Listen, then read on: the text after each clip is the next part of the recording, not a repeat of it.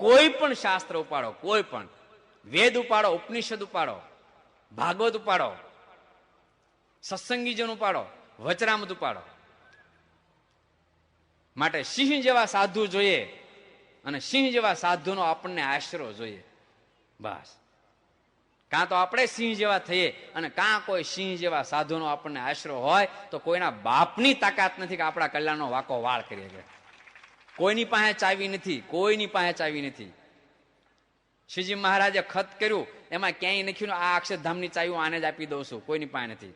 શ્રીજી મહારાજે નહીં, વેદોએ, ઉપનિષદોએ અને શ્રીજી મહારાજે સ્વયં આત્યંતિક કલ્યાણની ચાવી પોતાના એકાંતિક પરમહંસ એકાંતિક સાધુને આપી છે. પ્રથમનું 54મું વાંચી લો તમે, સારિંગપુરનું 7મું તમે વાંચી લો, મધનું 54મું તમે વાંચી લો, અંતનું 38મું તમે વાંચી લો.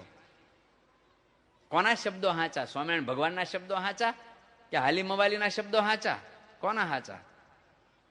માટે વાલા ભક્તો, જો આત્યંતિક કલ્યાણને માર્ગે તમે ચાલ્યા હો, મોક્ષને માટે જો સંપ્રદાયમાં આવ્યા હો, મોક્ષને માટે જો કંઠી પહેરી હોય, માન માટે, તાન માટે, ધાન માટે તો નહીં, તો ઘણું છે જાઓ.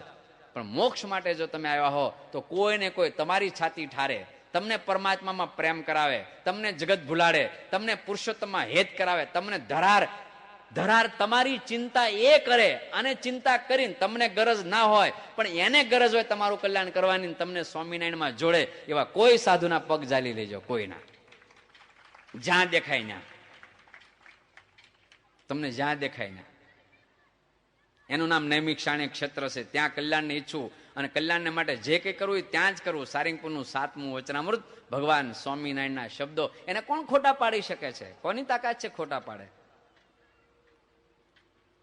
કોની તાકાત છે? માટે સાધુથી કલ્યાણ છે.